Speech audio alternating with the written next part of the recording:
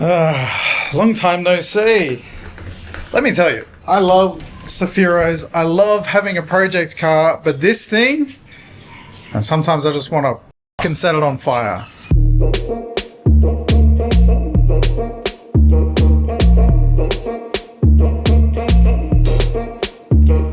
So it's been a minute since the last video. I know I was waiting on some parts for forever. I then had the clutch master cylinder go on it. I fixed all of that. I've replaced all the suspension. I did the clutch master cylinder myself right here. It was actually much easier than I thought it was going to be. So the car was ready to drive. I got to enjoy it for one day, come out this morning, and I've got a flat tire. Now that is normally no big deal, but check this out.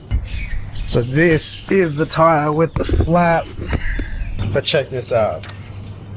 This lug nut is not coming off. The bolt, the actual stud, is turning at the back, so I can't loosen this thing, which means I can't get the wheel off. Now this is super frustrating because I just got new stabilizer links, new tie rod ends, and new control arms and ball joints to put in to get all the front end stuff completely sorted, and I can't get to any of it. I can't take it to a place because I got a flat tire. Oh, what a nightmare. So my game plan for today is to try and pump the tire up myself. Let's get it to a shop, see if they can get the wheel off. I can repair the tire then. I'm going to get them to install all of this stuff because I've just had enough with the thing for now. And hopefully we can get all of this on the car today and I can drive it more.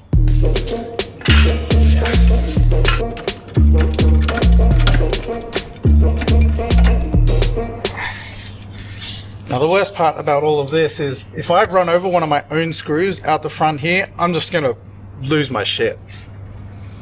There's a good chance this was entirely my fault. Hello. I don't know if you can see that. Well, the good news is it's not from me. It's a nail. I've run over a nail at some stage. I only drove the car for like half an hour. So frustrating. So I don't have a compressor pump that you plug into your cigarette lighter or whatever. I've only got like a $3 bicycle pump. I don't even know if you can pump up a car tire with a bike pump. I guess we'll find out together.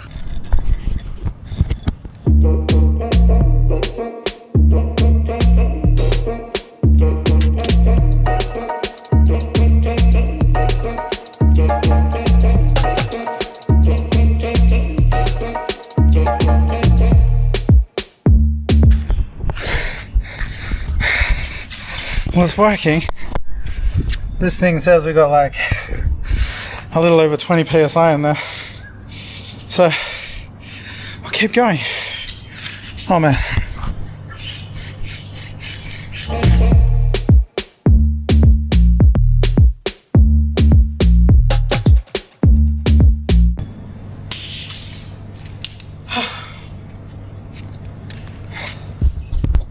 Well, I got like just under 40 psi in there according to that little thing. I don't know how accurate it is, but it's going to be enough to get me to the closest petrol station, and I'll just smash like 50 psi into it and get it to the shop.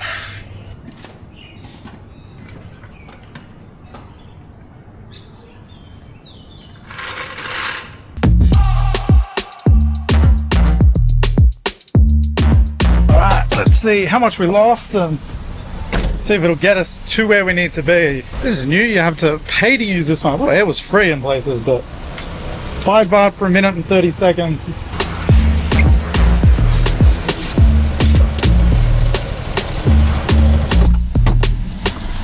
Alright.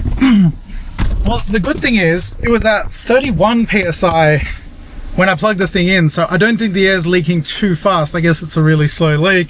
So I put 43 in, off to the wheel shop.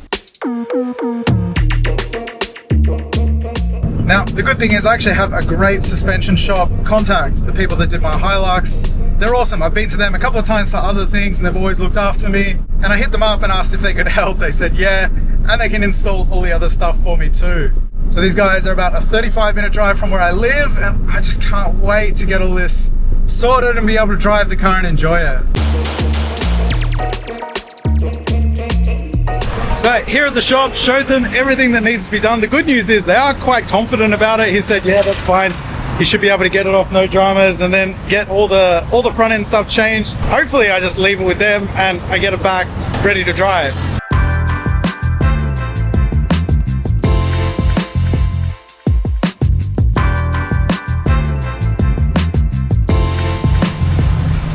My old control arm, the ball joint is absolutely destroyed. It rattled and clunked all the time driving. It was a nightmare. So really excited to replace these.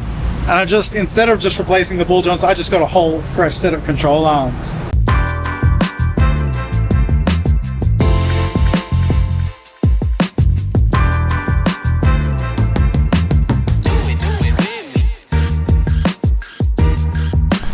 Right, it is time to get serious. We are drilling off the front wheel nut now. Wish us luck. Wish him luck.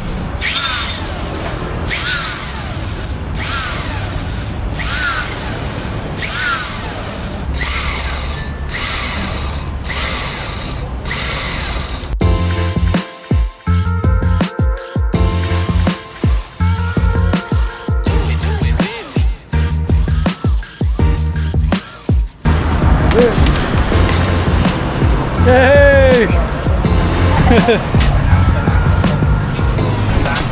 Good, good. They did it! It didn't look like a fun job, but they got it done. Oh, I'm so happy.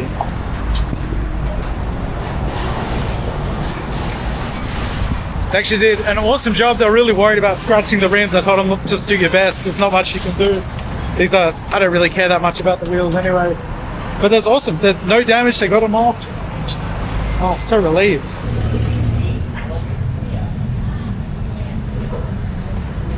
That's the problem right there. Man, just taking a look at this stud now, it is mangled. So we're replacing two of them. He said two of them are perfectly fine. Two of them do need replacing. What happens here is a lot of the shops just rattle gun everything on, and they don't torque everything to spec. They just do it as tight as the rattle gun will allow it to go, and eventually things strip like this. We said two of them are fine, they don't need replacing. We get two fresh ones in, and then we'll be good to go.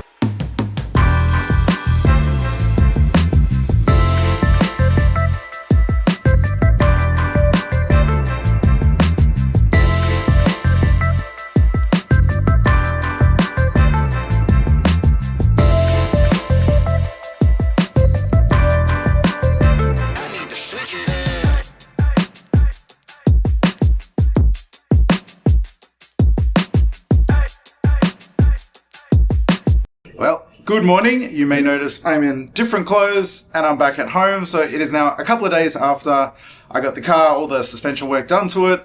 But let me tell you a little story.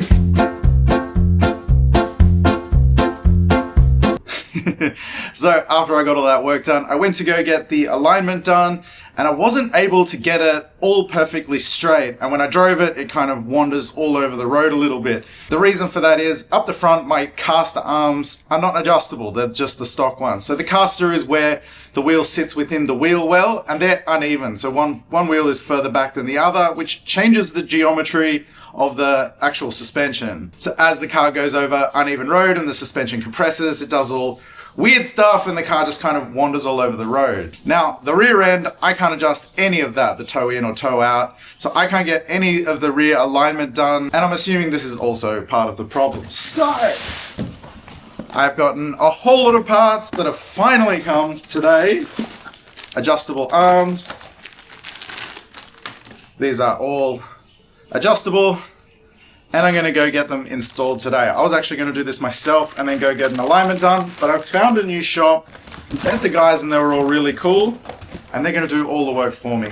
These are what I need. These are the adjustable caster arms, and once these are installed, we'll be able to get everything perfectly lined up, perfectly straight, and then hopefully it drives nicely. One more thing, on the gift that never stops giving, I broke my bonnet latch cable yesterday. Just went to open the bonnet and the cable snapped. So I've since ripped the front grille off so that I can get in there to be able to open my bonnet. The fun never ends.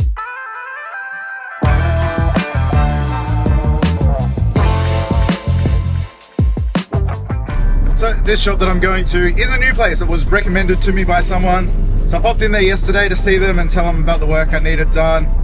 The first price quote that they gave me was ridiculous and I said no, and then they came back to me with a much better quote. It looks like a really great workshop, and as I said, it was recommended to me, so I'm excited to just finally get this all done, and hopefully I can just drive this thing and enjoy it.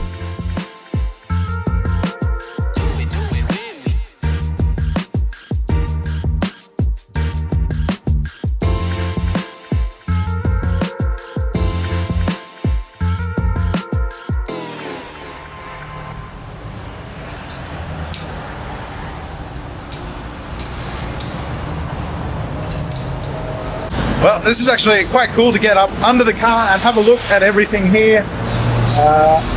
This is the caster arm. This is what we're going to be replacing in the front, and then everything in the rear is going to get changed.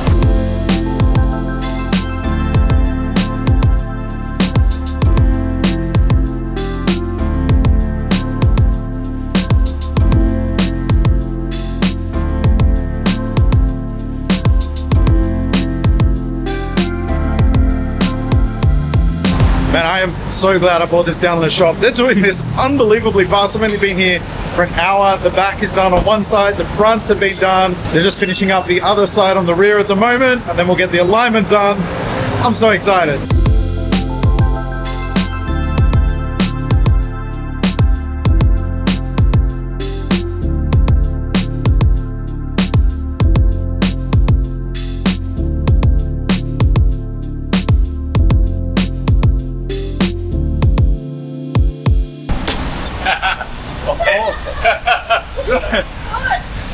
This poor dude's been trying to figure out how to get my bonnet open. They got it open. Such an annoying thing to happen. Thankfully, I could get the grill out. Funnily enough, I didn't actually bolt it in when I put it in there. I just cable tied it in there because I still need to do a bit of painting to it. And I was able to cut the cable ties through there and then pop the thing out. What a nightmare.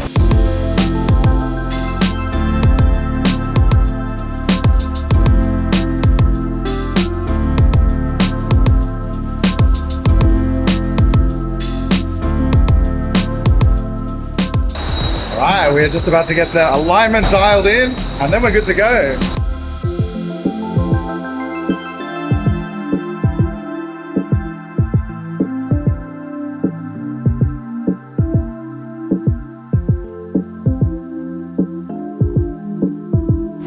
This is actually really fun. I love watching this. I watch like tons of videos of people aligning, especially drift cars, but aligning cars, and I find it all really fascinating.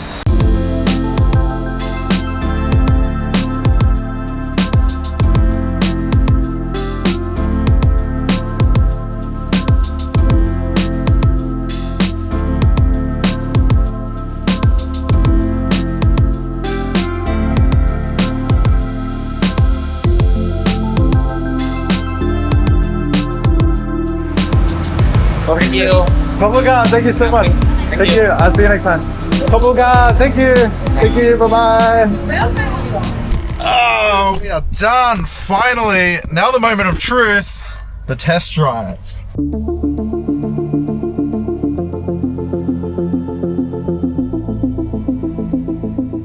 Oh my God, this is it. This is the feeling I've been looking for. Honestly, this car has driven like shit since the moment I got it. But now with the new suspension, all fresh rubbers, everything, all the alignment is dialed. Oh, it just drives so nice. So I'll run home now and let me tell you how much all of this costs.